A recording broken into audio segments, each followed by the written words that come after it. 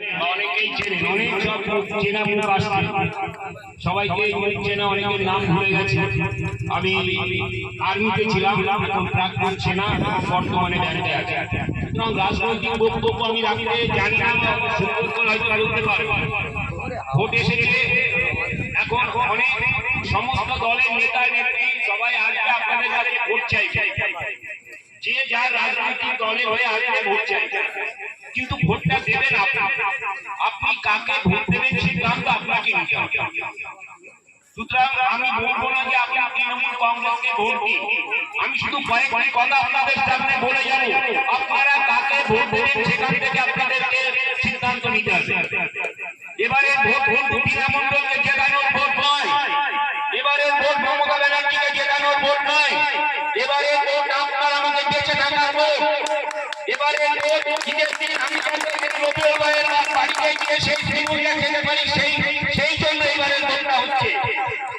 আবার এই রবিউল ভাই যদি পুজোর দিন আমার বাড়িতে গিয়ে পুজোর পোশাকটা খেতে পারে, সেই জন্য এবারে ভোটটা হচ্ছে। আমাদের প্রিয় ভাষা কি বাংলা ভাষা, আমরা বাংলা ভাষা কথা বলি, আমরা হিন্দিও বলতে পারি, ইংরাজিও বলতে পারি। আমি যেহেতু পৌঁছেছিলাম অল্প অল্প পাঞ্জাবি জানি, আসামি জানি, মানে কর্মসূত্রে শিখতে হয়েছে, কিন্তু আমাদের মাতৃভাষা বাংলা ভাষা, আমরা বলি আমরি বাংলা ভাষা, সেই বাংলা ভাষা থাকতে পারবো।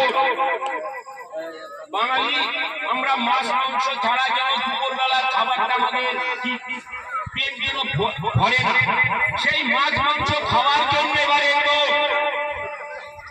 আমরা বাঙালিরা শান্তিপ্রিয় মানুষ, আমরা শান্তি চাই, অশান্তি চাই না। আমরা সেই 40 বছর আগে 14 বছর আগে এখন আমরা 4 ঘাট থেকে গাইতে দলে 4 ঘাট থেকে সোমনাথে দলে আমরা যেতে পারতাম না।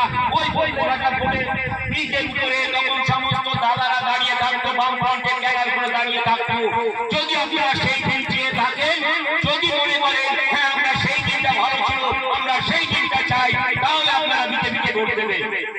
আমি বলবো না তৃণমূলকে ভোট দিন, কিন্তু যদি আপনারা শান্তি চান, যদি মনে করেন আমরা শান্তিতে আছি, আমরা বাংলা শান্তিপ্রিয় মানুষ, তাহলে আপনাদেরকে তৃণমূল কংগ্রেসকে ভোট দিতে হবে, মমতা ব্যানার্জি হাতে সক্ষম করতে হবে, তৃণমূলকে ভোট দিতে হবে। লা ইলাহা ইল্লাল্লাহু মুহাম্মাদুর রাসূলুল্লাহ। ইয়া দেবী সর্বভূতে নমস্কার নমস্কার নমো নমঃ। ইয়া দেবী সর্বভূতে নমস্কার নমস্কার নমো নমঃ। जो बोले सनिहाल सत्याका। আমরা সব ভাষা বলতে পারি, আমরা সব ধর্মকে শ্রদ্ধা করি। আমরা যেমন মুসলিম ধর্মকে শ্রদ্ধা করি, আমরা খ্রিস্টানকে শ্রদ্ধা করি, হিন্দুকে শ্রদ্ধা করি, তার কারণ আমাদের নেত্রী বাংলা রূপনী কন্যা মমতা ব্যানার্জি। মমতা ব্যানার্জি আমাদেরকে এটা শিখিয়েছে। আমরা শ্রী রামকৃষ্ণের হিন্দু, আমরা এখনকার এই যে ল্যাংটাদের মতো আমরা হিন্দু নই, আমরা প্রকৃত হিন্দু, আমরা জন্মসূত্রে হিন্দু। আজকে দিনে দেখবেন গ্রাম বাংলায় অল্প কিছুই হনুমান ভক্ত আছে, মানে রাম ভক্ত হনুমান যাদেরকে বলে, সেই রাম ভক্ত হনুমানরা বলতে আমরা হিন্দু, মানে তারা যারা মনে হয় 14 বছর হিন্দু হয়েছে, এই 14 বছর না 12 বছর, মানে 2014 সালে বিজেপি সরকার কেন্দ্রে এসেছে, তারপর থেকে যারা হিন্দু হয়েছে, তার আগে তার মা বাবা ওরাই তাদের হিন্দু বলে জন্ম দেয় না, এটা আমার সন্দেহ হয়। আরে বাবা আমাদের হিন্দু, আমি জন্মসূত্রে হিন্দু, তা আমি আবার নতুন করে হিন্দু সমাজ আমার কি প্রয়োজন আছে? কি আমি ঠিক বলছি নাকি? এটা কিন্তু এখানে বিরাট বড় জনসভা হচ্ছে না যে আপনারা আমার কথা কাউন্টার করতে পারবেন না।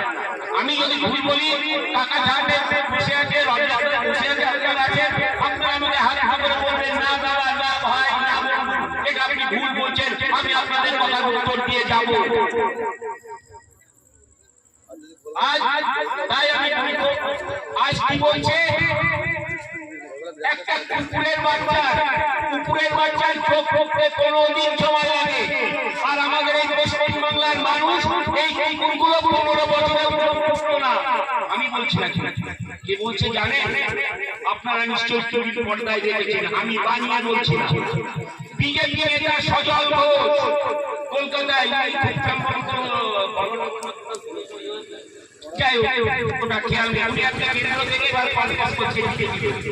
তাহলে যে বিজেপি আমাদেরকে কুকুর বলছে, পশ্চিম বাংলার মানুষকে কুকুরের সাথে তুলনা করছে, যদি আপনারা কুকুর হয়ে থাকেন, আমরা কুকুর হয়ে থাকি, থেকে দেবে।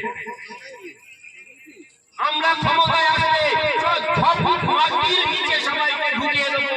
যারা যে দল লাপাচ্ছ সব তৃণমূলকে 6 ফুট মাটির নিচে ঢুকিয়ে দেবো। আমি বলছি না, কে বলছে? বিজেপি নেতা দিলীপ ঘোষ। আপনারা সেটা টিভির পর্দায় দেখেছেন। এখন সবার হাতে বড় বড় মোবাইল, স্মার্টফোন। আপনারা নিশ্চয়ই সেই টিভিতে সেই মোবাইল দেখেছেন। সুতরাং আপনারা যদি সেই অশান্তি চান, হয়তো আপনাকে মারবে, আপনার বাড়ির পাশের ছেলেটাকে মারবে, হয়তো আপনি ভাববেন আমি সুরক্ষিত না। কেউ আমরা সুরক্ষিত নয়।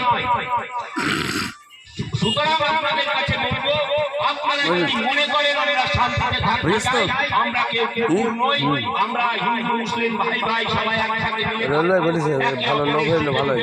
ও খুব টেনশনে পড়ে গেল রবিল ভাই যে বিনা মন্ডল আসছে, কি লোক হবে কি হবে না। ভালো লোক দিয়েছে। সব জায়গাতে আমাদের প্রার্থী এখানকার তৃণমূলকে কেউ তাহলে কিছু ব্যানার নিয়ে আসি, সে তো আমাকে ফোন করলে দেবো। আমি আমার দায়িত্ব করবো না। আমার পিছনে আরো অনেকে আছেন, আপনারা অনেক অনেক থেকে এখানে আছেন, নিশ্চয়ই শুনতে দেখে। সুতরাং আমি এই বলে সবাই আমার সাথে একবার বলুন, জয় বাংলা, জয় বাংলা, জয় বাংলা। ধন্যবাদ।